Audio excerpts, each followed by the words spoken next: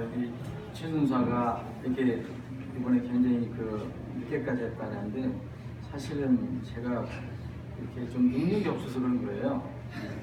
일이 많아서 그런 게 아니라 왜 늦었냐면 제가 거의 금요일까지 이런 텍스트가 다 완성이 돼갖고 이제 끝내면 되는데 이 PPT를 하려니까 제가 기술이 많이 딸리잖아요. 그거를 토요일날 꼭 12시간을 했어요. 근데 이 전도사하고 최전도사가 하면 한 시간 정도 하면 되는 거거든요. 제가 그걸 하려니까 그게 힘든 거예요. 이게 앞으로 사역도 제가 보니까 이게 IT 기술이 좀 있는 분들이 하면 좋을 것 같다는 생각이 들어요. 우리 뭐 후세, 다음 세대예요. 지나간 세대예요. 그랬어요. 어쨌든 도움을 줘서 이번에 PPT도 이렇게 제가 만들었지만 나중에 최순사가 막 잘 이렇게 다듬었어요. 자, 오늘 네 번째 시간인데 오늘 주제 말씀은 누가복음 21장하고 디모데후서 3장 1절 이 말씀은 여러분들이 잘 아시는 내용입니다. 이 말씀을 다시 한번 이제까지 우리가 세 시간 살펴본 내용과 연결해서 한번 살펴보면 도움이 되지 않겠나 생각해봅니다. 자, 작년 2018년 이 자리에서 우리가 여름 수련회를 했습니다.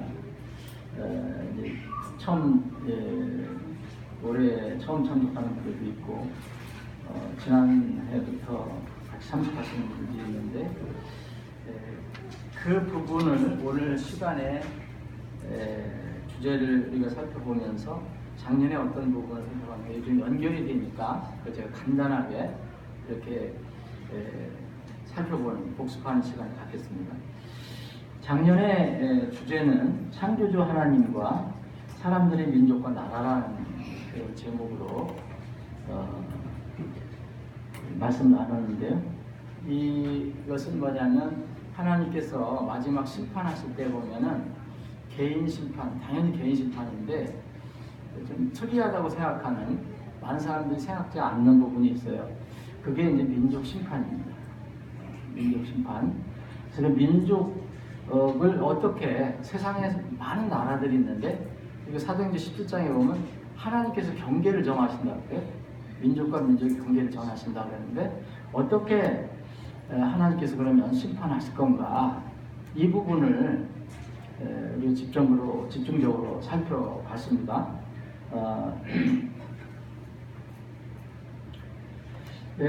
민족들에 대한 하나님께서 심판을 예언한 게 많이 나옵니다. 이제 간단하게 성경 구절은 안 읽어드리고요. 이사야서 2장 4절이라든지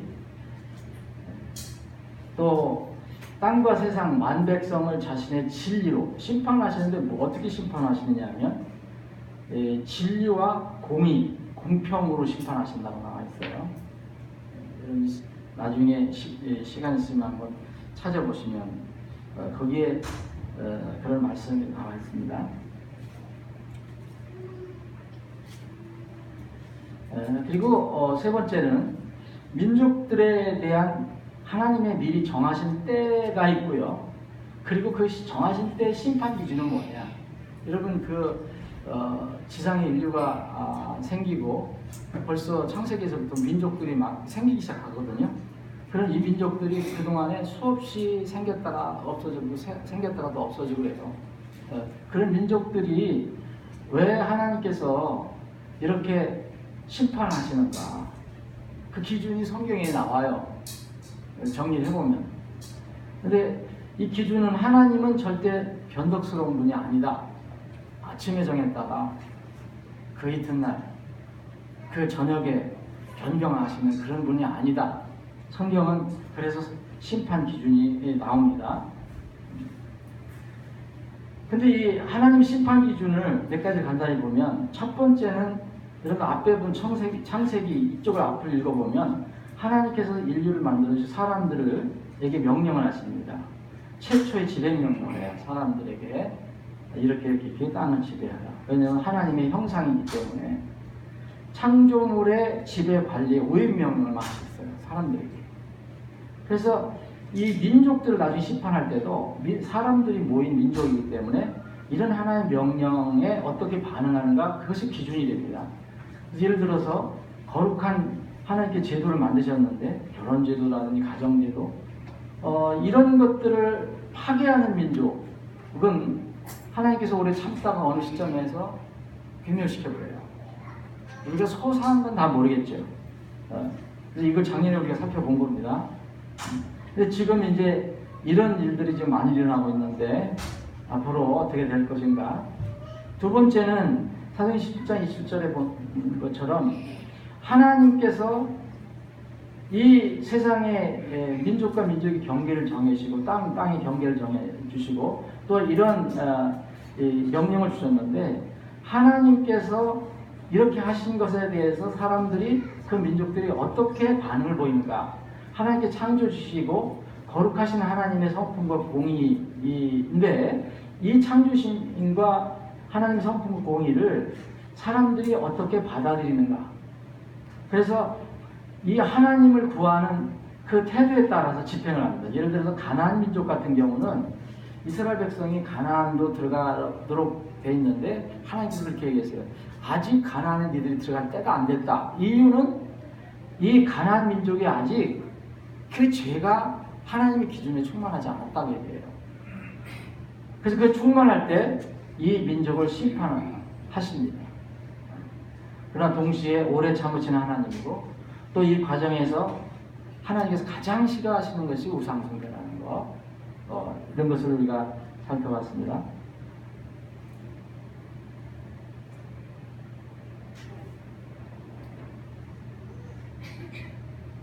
여기 나오지? 세 번째. 이제 아브라함의 세 번째 기준은 뭐냐면 아브라함의 씨 이스라엘에 대한 태도예요. 이게 중요한 겁니다. 이게. 민족들이 창조하셨을 때 그 기준, 명령 주신 거에 대해서 어떻게 반응을 보이냐, 하나님의 공의로운 무신 거에 대해서 어떻게 반응을 보이냐. 세 번째는 아브라함의 씨에 대해서 민족들이 어떻게 태도를 가지고 있는가. 또 다른 기준이 됩니다. 대표적인 것이 창세기 12장 2절 3절이에요.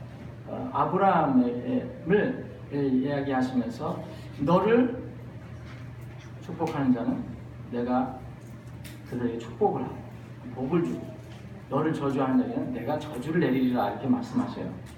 그래서 아브라함의 씨 이스라엘에 대한 민족들이 어떤 태도를 가지시는가에 대해서 심판의 기준이 됩니다.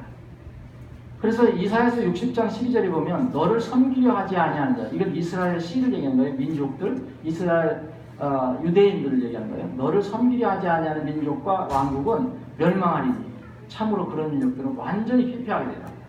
그래서 창세기 마태복음 25장에 보면 민족 심판이 나오는데 그 기준이 이 기준이 나오는 거예요. 내 작은 형제들에게, 내 소자들에게 어떻게 대했는가에 따라서 민족 심판의 기준이 생깁니다. 그리고 이제 구약을 넘어가면 신약에 그 전까지 민족들은 이 세 기준만 적용받았다고 볼 수 있어요. 근데 우리는 이제 이 신약 시대로 넘어왔는데 이 두 번째 지배 명령이 나옵니다. 첫 번째는 창조 때 이런 창조물을 지배하라 얘기하신 거고, 두 번째 지배 명령은 선교 전도 명령에 대한 겁니다. 그래서 그러면 너희는 가서 모든 민족을 가르치라 했잖아요. 여기서 민족을 얘기해요. 모든 민족을 가르치라. 아버지와 아들과 성령이 되어 그들을 침례를 주고 내가 명령한 모든 것을 그들에게 가르쳐 지키게 하라 그랬어요. 이게 민족이 또 나오거든요.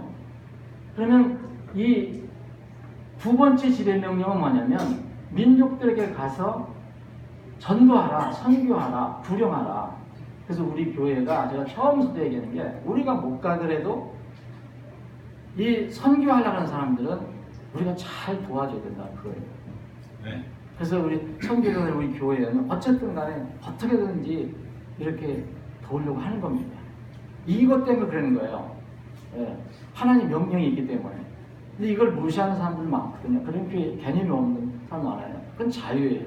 근데 이런 명령이 있기 때문에, 그리고 이 제자들에게 말씀하신 거지만 사실은 교회에게 말씀하신 거거든요. 그래서 이 주님께서 제자들과 교회들에게 주신 이 명령, 이것이 이제 앞으로 민족을 심판할 때 기준이 돼요. 믿는 자가 있는 모든 민족, 우리나라도 믿는 자가 있잖아요, 지금. 우리 민족을 향한 명령이고, 동시에 모든 민족이, 세상에 수많은 민족이 있는데, 이 하나님의 두 번째 선교 명령에 대해서 어떠한 반응을 보이는지가 심판의 기준이 돼요. 열심히 전하는데 끝내 거절하는 민족은 이제 비참하게 심판을 받는 거죠.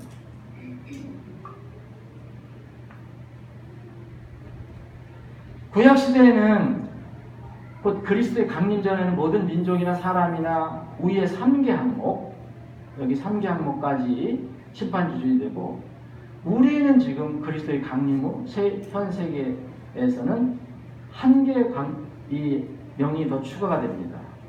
전도 선교 명령. 그래서 4가지 항목이 심판 기준이 되는데, 이것을 통해서 하나님께서는 민족들을 다루신다라고 생각할 수 있습니다. 성경은 그렇게 우리에게 알려주고 있습니다. 자, 그러면 이제 이 마지막 때에 대해서 민족들을 이렇게 다루시는 기준을 우리가 살펴봤는데, 마지막 때에는 물론 개인도 있지만 이 민족들이 있고, 이스라엘과 대칭되는 게 이스라엘과 어떤 개인이 아니라 이스라엘과 다른 민족들과의 관계가 생깁니다. 어제도 살펴봤잖아요. 네? 이 세상에서는 하나님께서 정하신 그 영적 기준에 보면 이스라엘 있고 이방인이 있고, 그 다음에 이방인과 이스라엘에서 하나님의 부르심을 복음을 받고 모인 그 사람들이 있어요. 그게 이제 교회라고 볼 수 있는데, 성도들. 이 주님, 이 이스라엘, 마지막 때하고 이스라엘의 상황을 우리가 늘 눈여겨봐야 된다. 그래서 주님 재림과 마지막 때의 상황을 이제 살펴보면은 영적인 면이 있어요. 우리가 여러 번 이제 그 마지막 때에 관해서 살펴볼 때 우리가 아는 건데, 오늘 한번 다시 정리해보면 영적인 면이 제일 먼저 나옵니다. 성경에 보면 영적인 보면은 거짓 대언자, 거짓 그리스도 출현하는 거예요. 영적인 사기가 성행하게 돼요. 이게 다 영적인 면이에요. 그리고 또 이 사람들이 하나님과 하나님의 심판에 대해서 무관심해져요. 이게 영적인 상황이 돼요. 예를 들어서 마태복음 24장 37절 39절에 보면 오직 노아의 날들과 같이 사람의 아들이 오는 것도 그러하리라. 홍수 이전 시대에 노아가 방주로 들어간 날까지 그들이 먹고 마시고 장가고 시집가고 하면서 홍수가 나서 그들을 다 쓸어버릴 때까지 알지 못하니 사람의 아들이 오는 것도 그러하리라. 이게 영적인 무감각이거든요. 여러분, 우리가 주님 오시는 순간까지 우리는 이 땅에서 성실하게 열심히 살아야 돼요. 그게 성경의 가르침이에요. 어떤 사람들, 대사님과 교회 일부, 대사님 교회가 훌륭한 교회였지만 일부 이 주님 오시면서 잘못 받아들이는 사람이, 이제 그럼 우리가 그날만 기다리면서 무의도식하자. 그래서 집집마다 찾아다니면서 얻어먹고 맨날 쓸데없는 얘기를 하는 사람이 있어요. 그 경고를 했잖아요. 그렇게 하면 안 된다고 성경은 얘기합니다. 우리가 언제 오신지 모르니까 우리에게 맡겨주신 것, 그 순간까지 최선을 다하는 거예요. 주님이 어느 날 주인이 맡겨놓은 곳을 이제 보시려고 갑자기 들이닥칠 때 우리가 깨어있지, 자고 있지 않은 것을 보는 것은 우리 복이라고 했습니다. 우리가 성실하게 살아야 되는데, 그게 나쁜 게 아니에요. 먹고 마시고 장가고 시집가고 이거 뭐 하지 말라는 게 아니에요. 그런데 이렇게 하면서도 더 중요한 홍수는 이미 예언이 돼 있는데 이거에 대해서는 대비를 안 했다는 것은 그게 문제예요. 그게 영적인 무감각입니다. 절대 이 종말론을 하는 사람들이 보면 아무것도 안 하는 식으로 얘기하잖아요. 그날만 기다리고. 그런데 그게 아니고 우리가 매일매일 신실하게 살아가는데 우선순위가 뭐냐? 홍수가 예언됐으니까 홍수를 준비한다는 거예요. 먹고 마시고 장가고 시집 가더라도 홍수가 난다면 빨리 피할 준비를 해야 된다는 거죠. 이게 누가복음 17장에 있는 건 똑같아요. 비슷한 말이에요. 여기는 노아의 날들, 그 다음에 누가복음 17장에는 이제 롯의 날들을 더 추가가 됐어요. 그래서 바른 믿음에서 떠나서 유혹하는 영들과 마귀들의 교리에 주의를 기울이는 일들이 많이 합니다. 디모데전서 4장에 나와 있는 거예요. 이게 이제 성령께서 분명히 말씀하시기를 마지막 때에 어떤 사람들이 믿음에서 떠나 유혹하는 영들과 마귀들의 교리들에 주의를 기울이라 하시는데, 그래서 평소에 이렇게 이 무감한 사람들이 있지만 또 하나의 특징은 믿음에서 떠나는 사람들이 나와요. 그래서 지금 그런 사람들 보면 굉장히 마음이 아프지만 이것도 마지막 때의 한 현상이라고 볼 수 있어요. 어떻게 정말 신실한 것 같았는데 나중에 엉뚱한 거 가지고 믿음 떠나버려요. 그래서 믿음에서 떠난다고 그러거든요. 이들은 우리 손으로 거짓말하면 자기 양심은 뜨거운 인도를 지진 자들이다. 종교의 틀, 형식만 있는 생명 없는 기독교 종교인들이 마지막 때일수록 거듭나는 사람들은 적고 이런 틀만 가지는 사람들이 늘어나는 거죠. 여러분들은 이런 부류에 속하지 않는 거듭난 하나님의 신부들입니다. 네. 자, 이제 그러면은 국제정치 면으로 보세요. 거기 예수님께서 마태복음 24장, 마가복음 13장, 누가복음 21장에 마지막 때에 대해서 말씀할 때 보면 거의 이런 그 내용들이 나옵니다. 전쟁과 전쟁 소문은요, 국제 정치에 관련된 거예요. 민족주의란 민족과 민족, 왕국과 왕국의 갈등이 일어난다고 나와요. 그래서 지금 요새 근세기에 들어서 특히 민족주의가 많이 일어나는 거, 이게 민족주의 자체가 나쁜 건 아닌데 이 민족주의가 아주 이기적인 그런 것으로 나가게 되면 민족과 민족, 왕국과 왕국들의 갈등이 이제 심화되는 겁니다. 우리나라도 뭐 민족주의 부추기는 건 민족주의 자체가 나쁜 건 아닌데 이 지상에서는 수많은 민족들이 같이 살아가고 있어요. 그러니까 우리 민족만 얘기하면 항상 싸움 나는 거죠. 다른 민족도 인정을 해줘야 되는데. 그래서 성경에는 이것을 보고 전쟁과 전쟁 소문이 일어난다 그랬고, 이제 난리, 소동이 일어난다. 이건 국제 정치적인 면. 요새 여러분들 그 국제 뉴스 들어보면은 거의 다 이런 거예요. 안 나오는 거 없어요. 자, 트럼프, 북한 김정은, 핵 얘기하고, 이란 얘기하고, 이스라엘 얘기하고, 싸울 거냐 말 거냐 얘기하고, 무슨 뭘 어떻게 친다는 얘기하고, 맨 그런 얘기예요. 이게 국제 정치야. 그 다음에 이제 자연의 재해 및 자연의 이상 현상 등이 성경에 예시가 되어 있습니다. 이 마태복음, 마가복음, 누가복음에 보면 이 순서는 조금씩 다르지만 마태복음이 기근, 역병, 지진 세 개가 나오고 마가복음은 지진, 기근, 재난이 나와요. 이게 재난이나 역병이나 재난 속에 역병이 포함되는 걸로 저는 알고 있습니다. 그리고 누가복음 21장에 보면 큰 지진이라고 표현했고 기근, 역병, 그리고 추가된 게 하늘의 이상한 자연현상. 여기까지도 누가는 기록을 하고 있어요. 이건 이제 자연에 관련된 겁니다. 그리고 이제 인간 자체의 심적인 문제, 정신적인 문제. 과거에는 내가 이 정신병, 예를 들어서 뭐 일종의 그거 심적인 문제인데 우울증, 또 조현병 그 전에 나타나는 게 뭐예요? 갑자기 그 정신분열증인데 조현병보다 덜한 거 있잖아요. 네? 네? 이제 뭐 피해망상 하여튼 조현증은 심한 거고 조현증 전에 있어요. 용어를 잊어버렸는데 이런 것들이 사실은 그전에는 그렇게 흔한 것이 아니었어요. 성경에서는 뭘 얘기하느냐면 마귀 들렸다. 개혁성경은 귀신 들렸다는 얘기는 나오지만은 이런 현대 이 특히 금색이 들어와서 세상이 복잡해지고 더 살기는 좋아지고 더 쾌락적인 것들이 많이 늘어나고 누리는 것들은 많은데 그만큼 정신적으로는 어려운 경우 그런 현상들. 사실은 이것이 예언이 된 겁니다. 오늘 본문 보면 이 인간 정신 심리적인 면을 보면요, 인간 고유의 윤리도덕이 다 붕괴되어 버리고 있어요. 이 마지막 날들에 이런 위험한 때가 있다. 자기들을 사랑한다. 탐욕을 부린다. 탐욕을 부리며 자랑하고 교만하고 신성모독하고 부모에게 불순종하고 감사하지 아니하고 이런 부모에 불순종하는 거 사실 1세기 전에도 이건 거의 꿈을 못 꿨어요. 우리나라만 해도.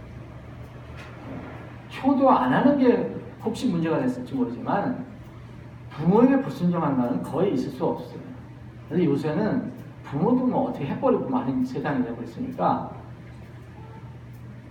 감사하지 아니하고 거룩하지 아니하고 본성에 애정이 없으며 협정을 어기고 거짓 고소하고 절제하지 못하고 쭉 배신하고 고집이 세우고 높으면 이때가 뭐냐 마지막 날들의 오염한 때라는 때입니다. 이거는 인간 정신 심리적인 면을 얘기한 거죠. 하나님을 사랑하기보다는 쾌락들을 더 사랑합니다. 이건 뭐 초세기서부터 있었어요. 그런데 이게 마지막 날들의 위험한 때가 되면 더 극심하다는 거죠. 여러분 지금 쾌락들 사랑하는 거 우리가 몰라서 그렇지 지금 아주 우리가 모르는 그런 것들 보면 엄청납니다. 경제에도 지하 경제가 있는 것처럼 우리가 잘 모르는 그런 거 보면 이 면을 보면 엄청납니다. 하나님의 성품 모양은 있으나 그것을 능력은 분간해. 이것은 이제 어떤 종교적인 것도 관련이 되는데 사람들이 다 하나님을 인정하는 사람들이라고 생각하는데 하나님의 그 어떤 그 능력이나 공의 이런 것들은 부인하는 사람들이 많아요. 이건 어떤 형식적인 그리스도인들이 많이 생기다고 볼 수 있습니다. 이기주의, 쾌락주의, 불법, 성해지고 또 사랑이 식어진다. 마태복음 24장 10절부터 12절에 보면 사랑이 식어진다는 말이 나오는데 사랑이 식어진다는 것은 내가 상대방을 이렇게 사랑하다가 안 한다 그런 것보다도 이 예수님께서 말씀하실 때 사랑, 2차 사랑은 너는 혼과 마음과 뜻과 정성을 다해서 하나님 사랑하고 그리고 너희 이웃을 사랑하라. 그런데 그게 무너지기 시작하는 거예요. 이게 마지막 날에 보세요. 하나님의 사랑이 식어진다는 얘기를 보면요. 이 하나님께서 우리에게 베풀어 주신 이런 창조 질서라는 일은 다 하나님 사랑으로 나온 건데 이것들을 마지막 때는 공공연하게 대적을 하는 현상이 나타나요. 하나님의 사랑을 거부하는 하나님을 공공연하게 대적하는 일 세 개가 연합하고 있습니다. 이게 그 대표적인 동성애입니다. 이걸 어느 나라 가릴 것 없이 지금 다 그렇게 하고 있어요. 인권이라는 이름으로. 이게 창조 질서의 파괴예요. 하나님은 세상을 우리를 사랑하셔서 우리 때문에 모든 세상을 만드셨다고 그랬거든요. 그런데 그것을 이 창조 질서를 공공연히 파괴하는 일에 앞장서요. 하나님에 대한 사랑이 식어져요. 몰래 바알 제단이 여러분 지금 뭐 몰래 바알 제단이 어디 있느냐고 얘기하시는 분 있을 거예요. 그런 옛날에 이스라엘 사람들이나 이교도 사람들이 단을 만들어 놓고 거기다가 심지어는 자기 자식을 제물로 바치는 이 몰래제단, 그 바알제단 이런 거 사실 없다고 해요. 뭐 요새 그 들어보면 미국이나 유럽 같은데 특별한 그런 아삭한 그룹들이 몰래 그 형상을 만들어 놓고 비밀로 제사드린다는 그런 얘기는 있어요. 믿거나 말거나 하는 내용 중에서 있어요. 사탄주의 교회 이런 데서. 그런데 사실 그런 것보다도 지금 이거 엄청나게 성행하고 있는 겁니다. 여러분. 그 중에 하나가 바로 전 세계적으로 다 합리화되어가고 있는 낙태죄입니다. 하나님의 어린 생명들을 그대로 다 죽이는 것. 이게 몰래죄단이라고 저는 생각해요. 이게 지금 성행하고 있어요. 우리나라도 이거를 합법화하려고 해요.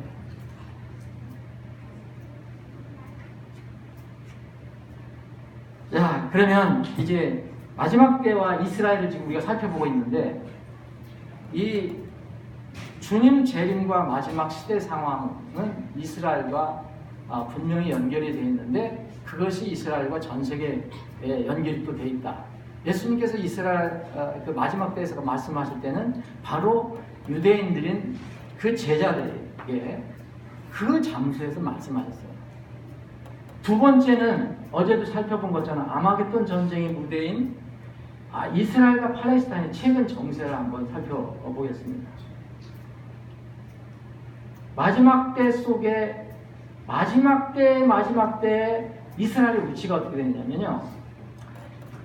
어제 이스라엘 그 두 가지 20세기와 21세기에 나타난 두 가지 큰 현상 많이 나타났지만 그 중에 하나가 정말 놀라운 일이라고 할 수 있는 거 두 가지 살펴봤습니다. 20세기에 이스라엘의 불가능한 걸로 여겼던 건국, 21세기 들어와서는 불가능한 걸로 여겼던 이스라엘에게 어떤 놀라운 어떤 강성함이 이제 드러나게 되는 거, 그것이 이제 마지막 때에 다른 이 고개 동맹들이 어떤 탈취의 목표로 삼을 수 있는 그런 것들이 조성된다 말씀드렸는데, 스가랴서를 보면 스가랴서도 종말론 연구에 굉장히 중요한 성경인데요. 주님께서 어떻게 하시느냐면 이 예루살렘, 이스라엘 사방 백성이라고 했어요. 이거 지금 계속 민족 얘기하는 거예요. 이거 예루살렘 이스라엘 민족 얘기하고 사방 모든 민족은 이스라엘을 둘러싸고 있는 모든 백성에게 뭐냐면 떨게 만드는 잔, 트램블링 컵이라고 했어요. 그러니까 어떤 사람이 잔을 들고 있으면 이게 무서워갖고 부르르 떨게 하는 잔이 된다 그랬어요. 이스라엘이. 그리고 그들에게는 엄청나게 무거운 돌, 딸려 죽을 수 있는 돌이 된다. 어디가 이스라엘을 그렇게 하나님께서 만드시겠다고 얘기합니다. 스가랴서 12장 1절 3절에 보면 이스라엘을 위한 주의 말씀에 엄중한 그가니라. 주 곧 하늘들을 펼치고 땅에 기초를 놓으며 사람 속에 사람의 영을 짓는 이가 말하다. 이게 누굽니까? 하나님이시죠? 창조주 하나님. 창조하셨고 사람들을 창조하신 분이 말한다. 보라, 내가 예루살렘으로 하여금 예루살렘의 사방 모든 백성에게 사람을 떨게 만드는 잔이 되게 하고, 이 이스라엘 예루살렘을 주변 모든 백성이 부르르 떨게 만드는, 두려워서 떨게 만드는 잔으로 만들어버리겠다. 이스라엘. 그리고 내가 예루살렘으로 하여금 모든 백성에게 무거운 돌이 되게 하겠다. 하나님께서 좀 말씀하시는 겁니다. 그때는 곧 그들이 유다와 예루살렘을 치려고 외워쌀 때다. 이게 언제 이게 이루어질지 모르지만은 바로 아마겟돈 전쟁에서 그 무대에서 일어날 겁니다. 그 날에 할인이 비록 땅의 모든 백성들이 그것을 치려고, 이 주변의 모든 민족들이 그것을 치려고, 예루살렘을 치려고, 유다와 예루살렘을 치려고 함께 모일지라도 그 돌로 짐을 지는 모든 자는 산산조각 끊어지리라. 이스라엘 이 짐, 무거운 짐, 이 짐을 지게 되기 때문에 산산이 끊어지게 되리라 라고 주님께서 예언을 하십니다. 스가랴를 통해서.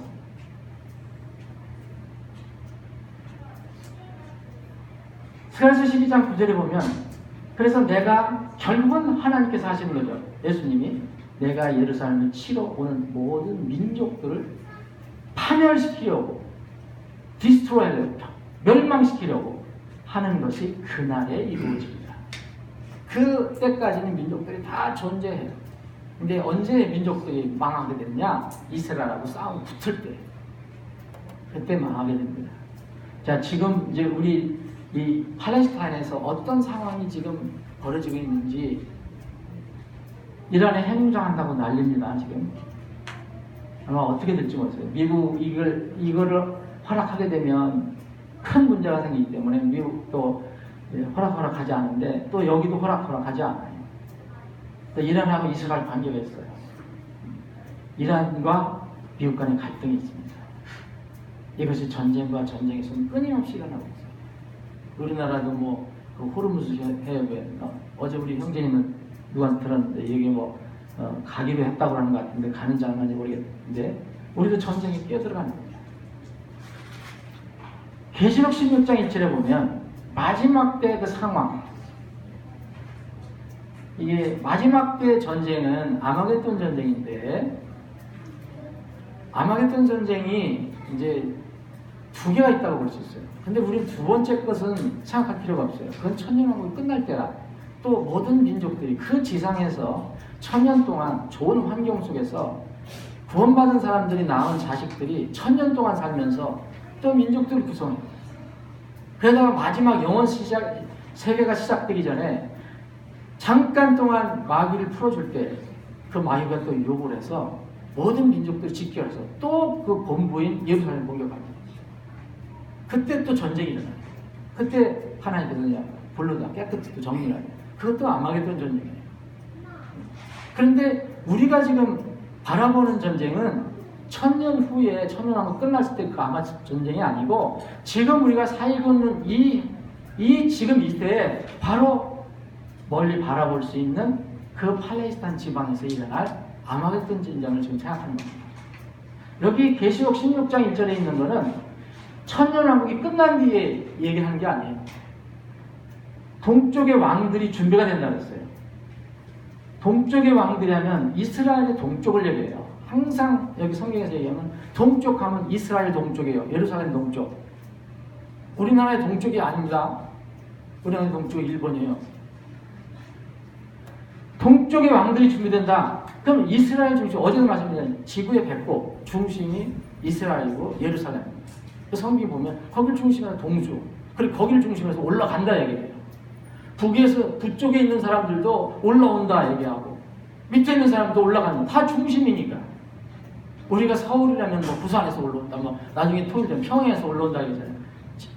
지리적으로는 미치지만 올라온다고 중심이니까. 여섯째 천사가 자기 병을 큰 유프라테스 강 위에 쏟아부음에 그것에 물이 말라서 동쪽의 왕들의 길이 예비되더라. 지금 어떤 그때 결정적으로 천사가 어떤 기적적인 일을 해서 유프라테스 강의 물을 지금 말릴 수도 있어요. 근데 지금 이런 일이 일어나고 있다고 해요. 왜냐면 지금 물이 지금 다 귀해, 지금 어느 나라든지. 그래서 그 유프라테스 강을 그 나라마다 다 끌어쓰려고 그래요. 그 점점 이게 말라간다고 합니다. 지금 현재. 그러면 이스라엘 동쪽의 왕은 어디야? 이스라엘 동쪽이잖아요. 그럼 이스라엘 동쪽 바로 동쪽은 시리아, 이란, 이라크, 인도, 중국, 저 점점 러시아, 시베리아, 우리 들어가면 안 모르겠어요. 여기서 2억 명의 군사가 쳐들어온다고 나와 있어요. 이런 것들 모두 보면 지금 또 팔레스타인에서 일어나는 일들을 보면 성경에서 예언된 적그리스도의 출현 환경이 조성되고 있다. 여러분, 인간의 힘으로는 지금 팔레스타인의 이 갈등은 인간의 힘으로는 거의 불가능합니다. 해결이 불가능합니다. 뛰어난 지도자가 지금 와도 어려워요. 이스라엘 문제, 이 팔레스타인 이스라엘 문제, 세계 문제를 해결해 줄 소위 얘기하면 슈퍼 지도자가 나와야 돼요. 이거를 지금 기다리는 거라고 저는 봅니다. 성경에는 분명히 이 인물이 나타나거든요. 아직 거듭나지 못한 사람들은 이 사람이 나는 그리스도라고 그렇게 행세를 하게 되면 구세주로 받아들일 가능성이 있습니다. 유대인들에게 주님께서 미리 예언하셨어요. 유대인들은 그 적그리스도를 구원자로 영접합니다. 마태복음 24장 5절에 보면 많은 사람이 내 이름으로 와서 내가 그리스도라 하며 많은 사람이 속이다. 요한복음 5장에 예수님께서 결정적으로 이런 말씀하셨어요. 내가 내 아버지의 이름으로 왔는데 너희가 나를 받아들이지 아니하라. 내가 분명히 구세주로 왔는데 너희들은 나를 지금 거부하고 있다. 그런데 만일 다른 자가 자기 이름으로 오면, 적그리스도 이름으로 오면 너희가 그를 받아들이리라. 예언을 해주셨어요. 여러분, 이런 상황이 또 조성되어 가고 있습니다. 2000년 만에 이스라엘의 수건이었던 예루살렘이 수도가 되었습니다. 이건 트럼프라고 하는 독특한 인물 때문에 됐어요.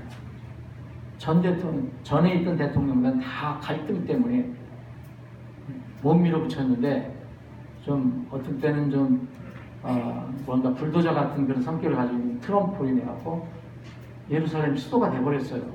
처음에는 막 들끓는 것 같지만 일주일도 안 돼서 타그러져 버렸어요. 지금은 이스라엘에 관해서, 여러분 이스라엘에 관련 성전 건축에 대한 자료를 찾아보시면 쉽게 나올 수 있어요. 이스라엘 정통 유대인들은 지금 성전 준비를 다 해놓고 있어요. 평화협정 체결, 이스라엘이 지금 성전 건축 준비를 다 완성했는데, 그러니까 성전 제사를 얘기하는 거예요. 근데 지금 문제가 뭐냐면, 지금 오마르 사원, 그 황금 돔 사원, 거기가 바로 성전이 건축되어야 할 장소라고 주장하는 유대인들이 있고, 거기가 아니라도 성전을 건축할 사람이라고 할 수 있다라고 주장하는 유대인들이 있어요. 그게 최종적으로 결정이 돼야 될 겁니다. 만약 거기 그렇게 되면, 성전이 건축되면은 다니엘서에서 나와 있는 이 적그리스도가 그 성전을 건축해갖고 허용하고 이스라엘 사람들이 이렇게 소원하던 그 성전 제사를 다시 드리게 해주고, 중간에 이 딱 바뀌는, 그래서 평화협정을 체결했다가 나중에 확 돌아서는 3년 반 만에 이런 일들이 앞으로 일어나야 되겠죠. 또 하나, 어제도 아픈 얘기인데, 이게 이스라엘은 다 이게 밝은 면이 있지만 어두운 면도 있습니다. 이스라엘의 영적 무감각이 깊어져 가고 있어요. 이스라엘 자체가 노아 시대처럼 되고 있어요. 노아 시대처럼 돼가 동시에 또 로세 시대가 되고 있어요. 여러분, 그 전에 로세 시대라고, 왜 이스라엘이 어떻게 로세 시대가 될 수 있을까 하는데, 여러분, 그 로세 시대가 바로 지금 제일 극성한 데가 이스라엘이라고 보면 돼요. 어제도 말씀드린 대로 이스라엘의 수도였던 텔아비브, 지금도 사실 실질적인 수도예요. 제일 많이 사는데, 여기에는 매년 동성애가 최대 축제를 하고 있어요. 어제 우리 형제님들하고 잠깐 이렇게 교제를 하는 가운데 그 얘기도 나왔지만, 여러분, 예루살렘은 하나님의 도시라고 했어요. 내 이름을 거기다 두겠다 얘기했어요. 그런데 동시에 예루살렘이 하나님을 배반하는 거예요. 그래서 예수님이 우셨어요. 그렇게 품으려고 하는데도 너희들이 나를 그 원천 순종하지 않겠다. 그럴 때 그 예수님을 십자가에서 잡아 죽인, 십자가에서 매단 그 사람들이 유대인인데, 유대인들이 자기들이 그렇게 수도로 여겼던 곳이 바로 예루살렘입니다. 그런 면에서는 예루살렘이 두 가지 양면성이 있어요. 평화의 도시면서 하나님의 이름이 있는 도시지만 하나님을 거역하는 어떤 악한 도시가 돼요. 이 이스라엘이 바로 정말 놀랍게 많은 사람들이 이해를 안 해요. 이스라엘이 이 동성애가 이렇게 극성화하는 것을.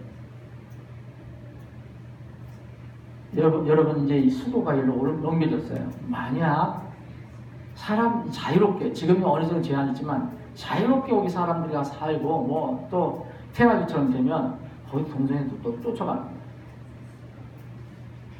그러면은 요한계시록 11장에 나와 있는 두 증인이 나중에 나타나는데, 두 증인이 이제 이 죽어가는 그 예루살렘, 그 이스라엘에게 복음을 전해요.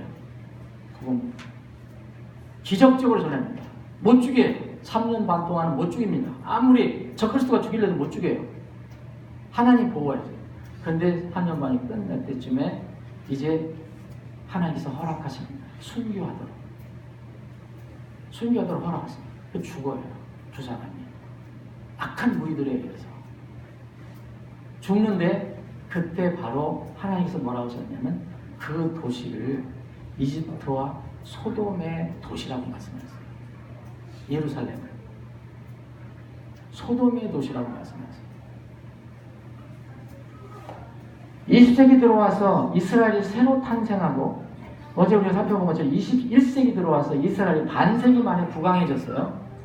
특히 어제 본 것처럼 석유, 천연가스 엄청난 매장량이 발견돼서 자연 빈국에서 갑자기 에너지 수출국으로 변신했어요.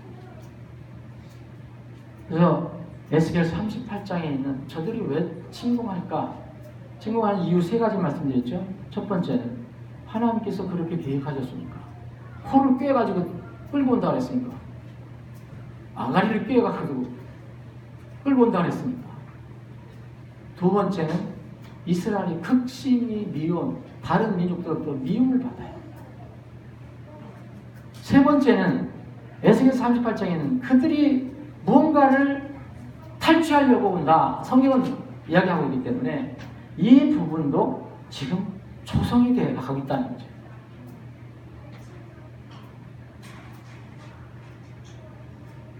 이렇게 해서 인간의 힘으로는 해결 불가능한 그런 팔레스타인 여러 가지 복잡한 문제가 이제 해결되려면은 슈퍼 인간이 나와야 되는데, 그게 예언된 그리스도를 모방한 적그리스도. 그래서 구세주로 등장합니다. 그래서 이렇게 해서 이렇게 한다.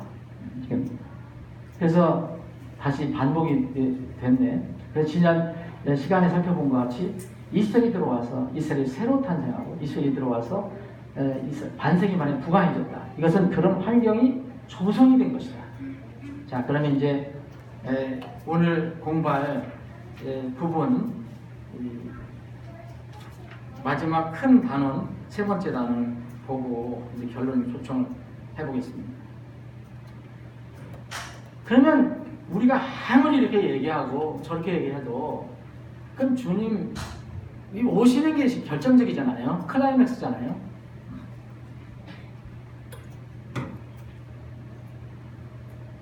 근데 제가 누누이 말씀드리고 지난주에도 말씀드렸나요? 주님 재림은 확실합니다. 이거는 너무너무 확실해요. 그런데 확실한 것과 비교해서 시기와 때는 불확실해요. 주님의 재림 약속을 보세요. 제가 몇 분 보겠습니다. 예수님이 직접 말씀했어요. 우리 사랑하는 예수님, 우리를 보내주신 예수님이 반복적으로 말씀했어요. 요한복음 14장은 뭔지 아시죠? 여러분 처소를 준비하러 내가 가겠다. 처소를 준비하면 다시 내가 너희에게 와서 너희들 나 있는 대로 다시 내가 데려가겠다. 이거 약속하셨잖아요. 예수님이 직접 말씀하세요. 두 번째는 예수님 말씀도 성이 안 차면 요한 사도행전 1장 9절에 보면 예수님 승천해 버렸어요. 제자들이 넋을 잃고 쳐다보고 있어요. 침을 질질 흘리는지 아닌지 모르지만 하여튼 정신없지요. 근데 천사가 휙 나타나서 왜 너희들이 정신이 없냐? 너희들이 본 것처럼 그대로 그 동일한 예수님이 다시 오시리라. 너희들 눈에 보는 것처럼. 천사가 확정해줬어요. 예수님 직접 말씀하시고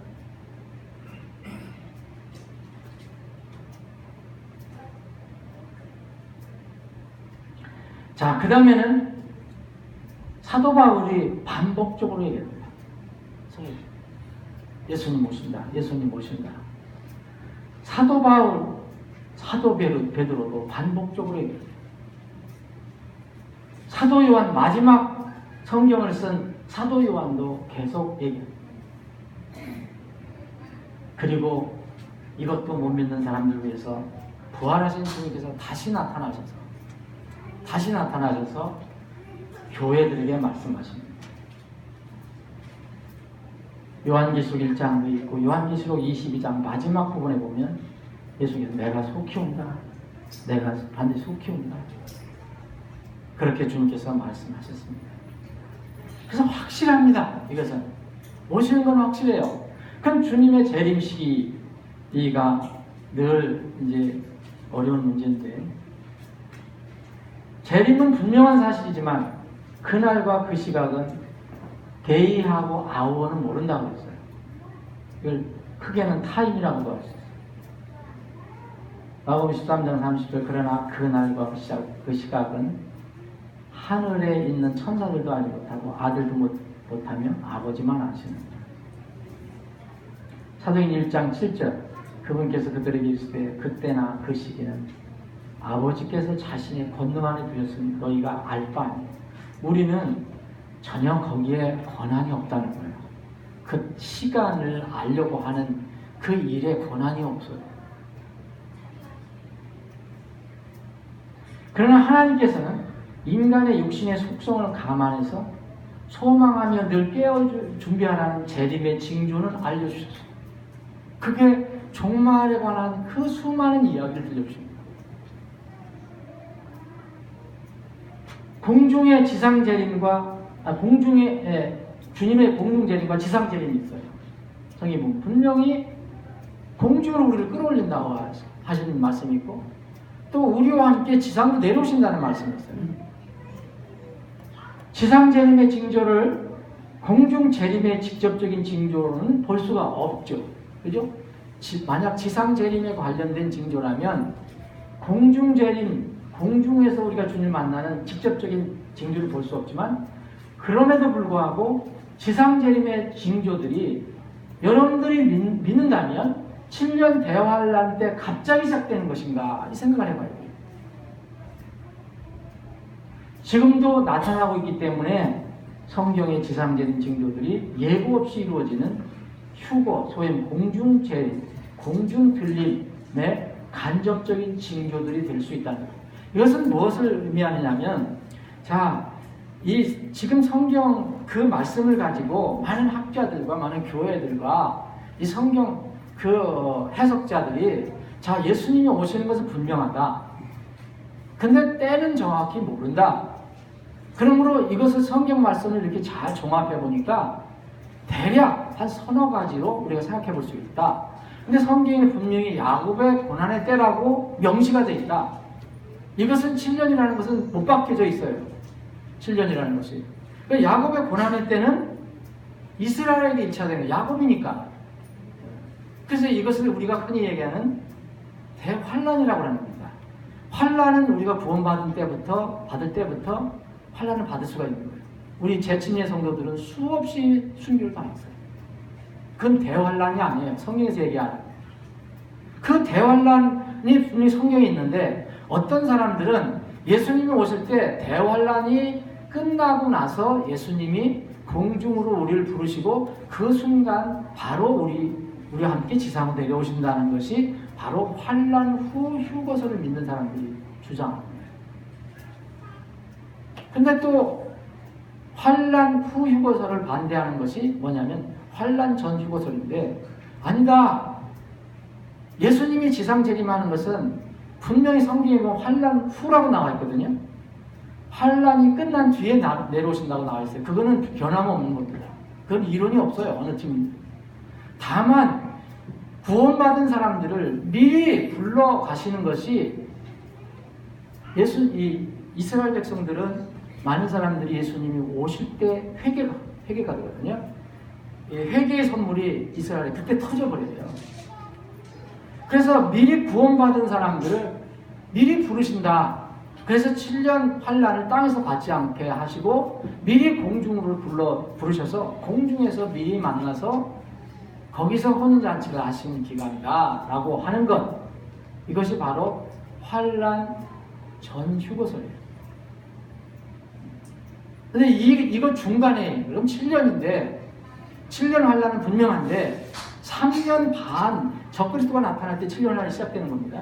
근데 적그리스도가 이제 처음에는 평화의 사도로 나타나기 때문에 평화협정도 맺고 제사 드리게 하고 이스라엘 백성 그렇게 하다가 갑자기 3년 반이 됐을 때 중간 지점이라 했어요. 갑자기 돌변해서 이 제사를 폐지시켜버리고 자기가 성전에서 내가 하나님이다 라고 나타난다는 거죠. 그 요때 3년 반 전 환란 3년 반 후 환란이 있는데 3년 반은 견딜 수 있다. 정말 못 견디면서 3년 반 후에 있는 것이다. 그래서 이때 주님께서 우리를 부르실 것이다. 그래서 이것이 환난 중휴거설이에요. 환난 중휴거설.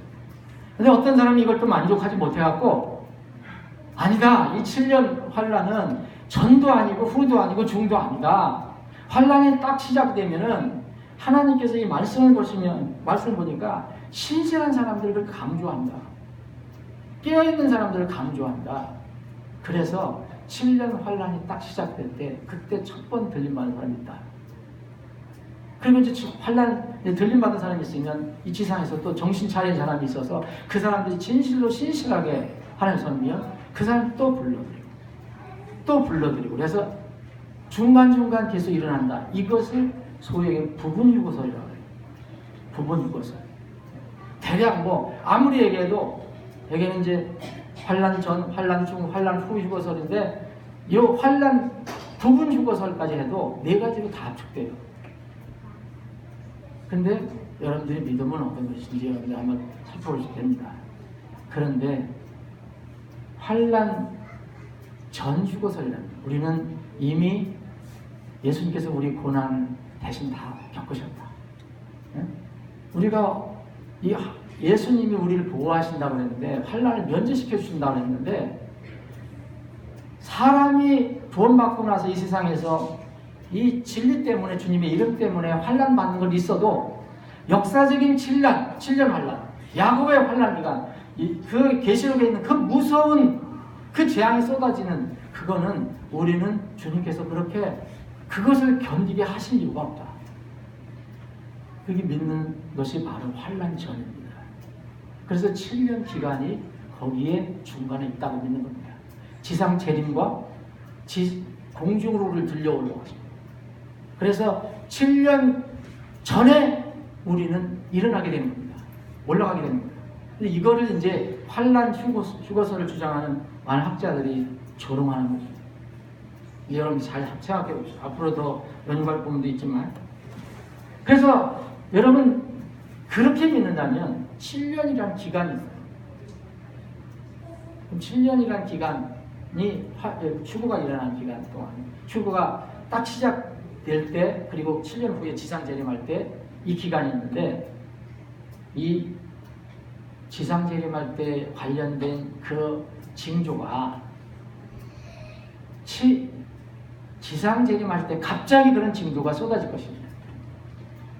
아니면 7년 기간이 있지만 벌써 환란이 휴거가 시작되기 전에서부터 그런 징조가 있을 것이다. 저는 후자라고 좀 생각하거든요. 결정적인 게 아니더라도 분명히 그런 것은 있다. 그래서 지금 세상 돌아가는 것이 그렇다고 저는 봅니다. 그래서 우리는 지금 여러분들이 환란 전을 믿든 환란 후를 믿든 환란 중을 믿든 환란 부분 휴거설을 믿든 간에 이것은 어떻게 믿든지 간에 그것은 분명한 사실이에요. 기간만 차이가 있는 거예요. 자, 그래서 하나님께서 이런 우리 육신의 속성을 감안해서 늘 깨어서 너희들이 있어라. 말짱 따지지 마. 그래서 많은 그런 권면을 하신 것이다. 공중들림과 지상재림 사이에 7년 대환란 기간이 있다면 환란 전 휴거설을 믿는다면 지상재림도 주님께서 도둑같이 오신다고 얘기했거든요. 지상재림할 때도 그렇게 환경이 그렇게 도대체 주님이 도둑같이 오실 수 있을까?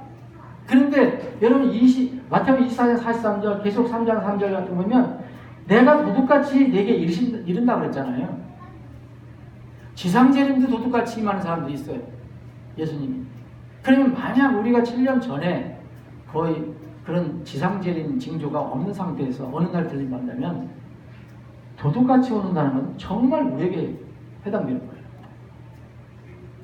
우리에게 해당되는 겁니다. 도둑같이 온다는 건. 그 지상재림 7년 전에 일어날 휴거는 얼마나 더 도둑같이 오겠는가요? 계속해서 주님께서 도둑같이 오겠다, 도둑같이 오겠다 얘기하셨는데 그건 이스라엘 사람들도 해당되는 거예요.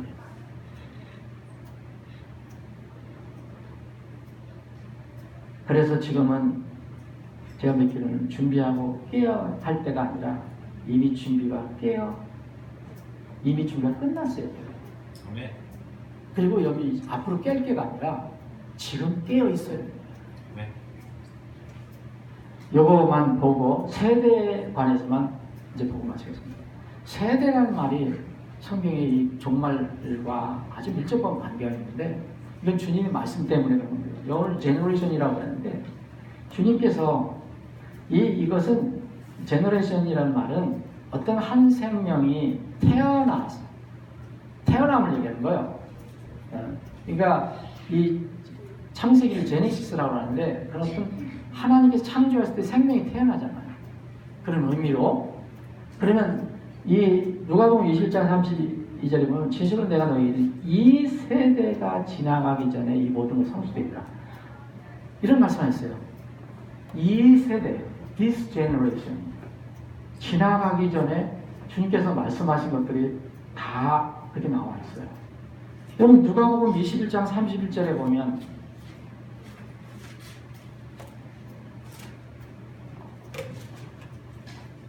그 앞에 부분을 제가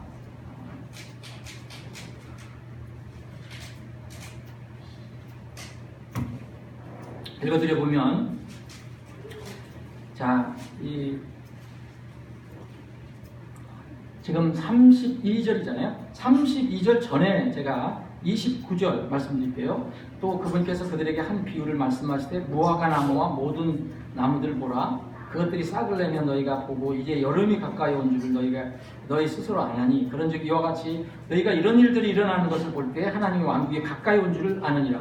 진실로 내가 너희에게 이르노니 이 세대가 지나가기 전에 모든 것이 성취되리라. 하늘과 땅은 없어지겠으나 내 말들은 없어지지 아니하리라.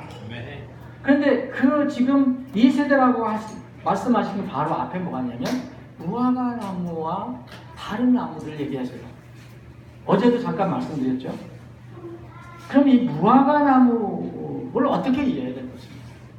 이 세대라고 했어요. 주님께서 그때 감난산에서 그렇게 얘기하신 거예요. 이 세대 제자들은 알았겠죠.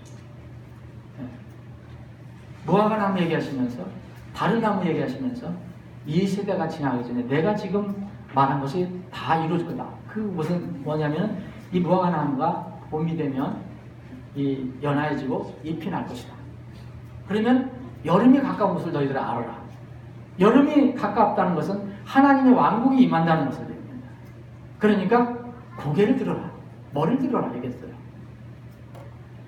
자, 그러면 이 세대는 어떤 의미가 있느냐? 이 세대 보면 영어 킹제임스 성경에서 이 세대는 약 100절에 걸쳐서 115번이 나옵니다. 이거는 종말과 관련 없이 나오는 부분도 있어요. 근데 이 세대라고 하는 것은 19절에 20번 나와요.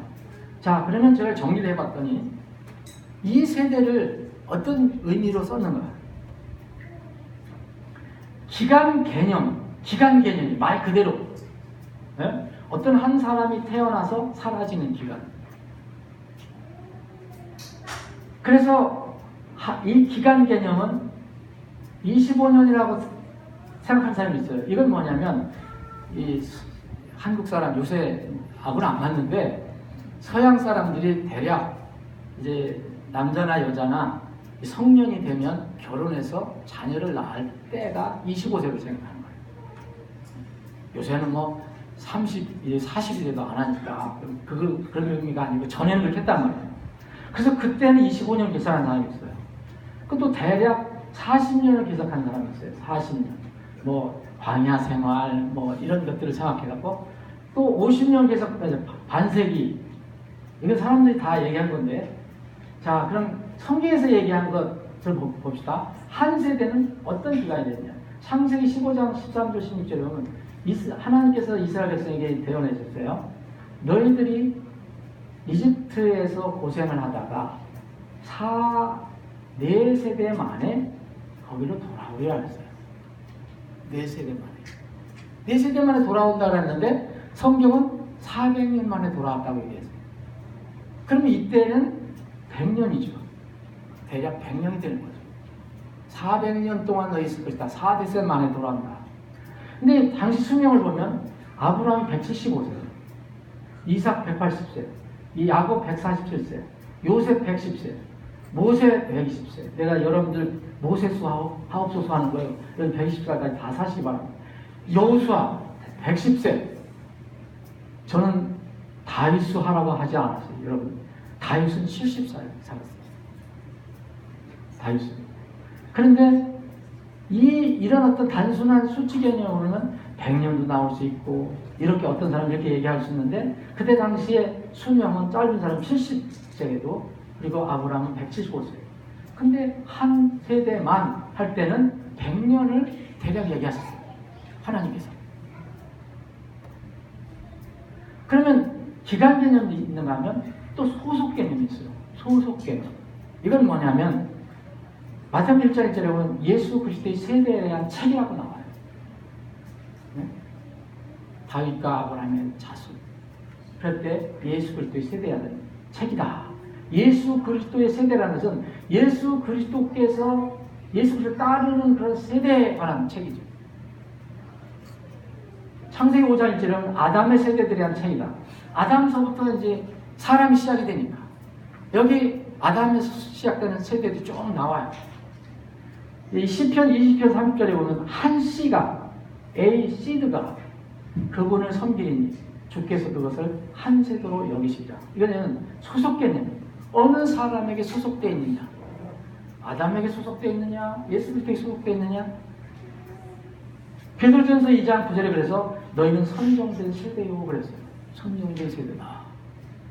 너희는 택함 받은 세대다. 근데 주님께서 누가복음 21장 32절에 보면 진실은 내가 너에게 이르노니 이 세대가 지나가기 전에 그랬어요. 이 세대라는 것은 뭘 지칭하셨을까? 이렇게 제자들 모아놓으시고 한참 얘기했어요. 무화과나무 얘기했고 다른 나무 이야기하시고 종말에 관련 쭉 얘기하시고 무화과나무 얘기하시면서 이제 봄이 가까운 줄 알아라. 고개를 들어라. 왕국이 시작될 것이다. 이 세대가 지나가기 전에 모든 성취되리라. 이 마태복음 24장 한 절이 똑같아요. 이 세대의 의미가 뭐냐? 아까 나온 것처럼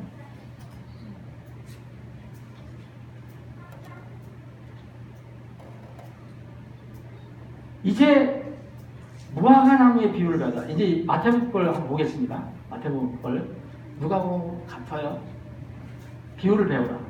그것의 가지가 아직 연하고 잎사귀를 내면 여름이 가까운 줄 너희가 아나니. 그런즉 이와 같이 너희가 이 모든 일을 볼 때에 그때가 가까이 곧 문들 앞에 이른 줄을 아느니라. 진실로 내가 너희에게 이르노니 이 세대가 그냥 한 세대가라고 하지 않고 이 세대가 예수님의 마음에 있는 이 세대라는 뭘 지칭할까?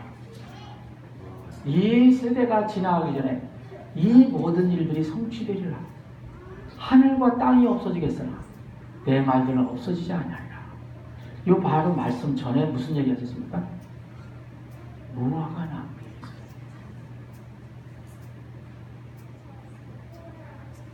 누가복음 무화과나무 얘기하시고 모든 나무, 다른 나무를 얘기했어요.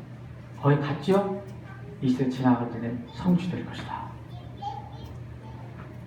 무화과나무 모든 나무 비유는 말씀드린 대로 무화과나무는 이스라엘 상징입니다. 이거는 해석에 다른 여지가 없어요. 무화과나무가 대한민국인데 이게 초속 종교밖에 없어요. 여기는 이스라엘이고 그 외 모든 나무는 다른 민족을 얘기해요. 무화과나무가 잎사귀를 낼 때 연하여지고 가지가 연하지고 잎사귀를 낼 때가 언제냐?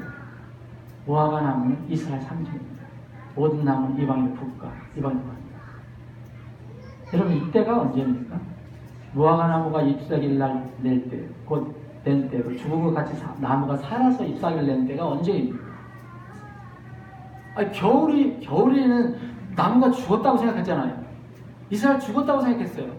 근데 예수님이 무화과나무 갑자기 비유를 얘기하시면서 무화과나무 안 죽었다. 그게 가지가 이제 연해지기 시작한다. 그리고 연해지면 거기서 잎이 나올 것이다. 싹이 나올 것이다. 그럼 너희들은 봄이 온 줄 알아. 그러면 봄이 왔다면 다음에 거꾸로 겨울이 가는 게 아니라 뭐가 오는 것을 너희를 기다리라 했습니까? 안다 그랬습니까? 여름이 오는 것을 너희들은 안다 그랬잖아요. 그 여름을 뭐라 그랬어요? 또 예수님께서 하나님의 왕국이 임하는 것을 알고 머리를 들라 그랬어요. 이것은 논리적으로도 뭐 문제가 없잖아요. 네. 이스라엘의 마른 뼈가 다시 살아나 재림할 때가 2000년 만에 일어난 1948년이에요. 여러분 지금 제가 여러분 말씀드리는 거 절대 날짜, 시간 따지라고 이렇게 말씀드리는 거 아니에요. 혹시 또 제가 서울제친예기 음영진 목사가 뭐 날짜를 정해놨다 그런 거 유튜브에 올라오면 안 됩니다. 저는 성경에 있는 대로만 전해드립니다. 전해드리니까 여러분들이 잘 판단하세요. 성경을 또 그런 거 무서워서 성경에 있는 말을 안 하면 그것도 우스운 거예요. 성경에 있는 거 하나님께서 말씀하신 그대로예요. 해석은 여러분들이 하시라고. 이스라엘의 마른 뼈가 다시 살아났죠. 볼 때가 에스겔 37장에 있는 것처럼 마른 뼈 골짜기에서 갑자기 하나님께 숨을 불어넣으시니까 다 그 마른 뼈들이 드르륵 일어나서 살이 붙고 뭐 뼈가 붙고 그래서 사람이 이게 이스라엘이라고 분명히 하나님께서 말했어요. 이것은 온 이스라엘의 집에 관한 이야기다. 누가 부정할 수 있어요? 근데 그게 언제 일어났어요? 1948년에 일어났잖아요. 이건 여기까지는 아무도 부정 못합니다. 이 세대가 근데 이 세대가 어느 정도 기간이냐 이게 이제 호사가들의 문제가 되는 거죠. 그래서 1948년이 무화과 나무가 잎을 낸다라고 생각하면 알파가 됩니다. 이거 하나님만 정하신 거죠. 그죠? 우리는 알파가 아니에요. 만약 여러분 어떤 사람이 얘기한 거지 25년 이거 계속 나왔어요. 1948년부터 25 플러스하면 얼마야? 1970. 그래서 그때 마지막 종말을 얘기했던 거예요. 1975년은 여호와의 증인이 종말을 예정했던 날이에요. 1975년. 세계 멸망으로. 50년 하면 1998년, 2000년이 가까우니까 종말이 온다. 또 얘기했어요. 그런데 1948년 이 모세가 예언한 이제 우리 날수는 70년이에요. 강건하면 80년이라고 그랬어요. 그러면 그래서 이걸 적용한 사람도 있었어요. 그래서 작년에 그렇게 우리는 조용했지만 나는 말씀 안 했지만 난리가 났던 거예요. 여러분 미국 같은 데서 이거 정말 넓은 교회에서 난리가 났던 게 2018년이었어요. 제가 한두 번 말씀드렸죠. 봄서부터 가을까지 계속 2018년 얘기했어요. 그래서 넘어갔어요. 그랬더니 다시 여기 이제 80년을 얘기한 게요. 80년. 그러면 어떻게 되는 거예요? 2028년. 2028년. 그러니까 만약 하나님께서 1세대를 100년으로 얘기하신다면 2038년. 만약 2028년, 지금 여러분들 종말론 또 나는 종말론을 얘기하는 분들을 다 뭐라고 하는 게 아니라 먼저 영혼론이 중요한데 그건 도외시하고 하는 사람들이 이상하다는 거예요. 2028년이에요. 80도 하면 그죠? 2028년이죠. 여러분 2018년 지났으니까 70년은 이제 안 맞은 거예요. 그럼 2018년은 우리 시대예요. 근데 여기서 7년을 뺀다고 생각해 보세요. 절대 수 여러분들이 알려주면 안 해요. 참 이게 하면서도 그런 성경을 가르쳐도 이게 참 이게 걱정이 되는 거예요. 네. 그럼 여러분들 길게 잡으려면 환란 후휴고서를 믿으면 돼요. 7년 뺄 필요 없으니까. 결론과 추청을 합니다. 당신은 하나님이 살아계심을 믿는 것. 여러분 하나님 살아계심을 믿습니까? 네. 하나님께서 세상을 심판하게 재림하실 것이라는 것도 믿습니다. 그건 분명하죠. 그때 사람의 아들이 권능과 큰 영광을 가지고 그런 가운데서 온 것을 그들이 보리라. 분명히 인자가 오신다. 여러분에게 다시 한번 묻습니다. 우리 인생은 왜 주어졌느냐? 왜 주어졌느냐? 영혼을 준비하기 위해서 주어진 겁니다. 영혼은 태어난 사람은 자기가 싫어도 원하지 않아도 영혼은 준비되어 있습니다. 어떻게 가요? 어디로 가느냐가 좀 하나님께서 계신 곳으로 가는 거예요. 아니 하나님 계시지 않는 곳으로 가는 거예요. 영혼, 어떤 영혼의 길로 갈 것인가 그걸 준비하는 것이 우리 인생에게 주어진 거예요. 사랑하는 여러분 다 준비됐죠? 오늘 참석하신 분들 다 준비됐다고 저는 믿습니다. 날짜가 뭐 상관없이. 그래서 이번 집회는 하나님 만날 준비를 하기 위해서 집회하는 겁니다. 매번. 새로운 지식, 뭐 숫자 더하기, 빼기 이런 거 중요한 게 아니에요. 오늘이라도 오실 수 있어요. 주님. 이미 준비한 사람은 그 준비한 내용을 점검하고 주님께서 민족 심판을 하기 위해서 정해진 그 기준이 있잖아요. 신약 성도들에게 맡겨주신 거야.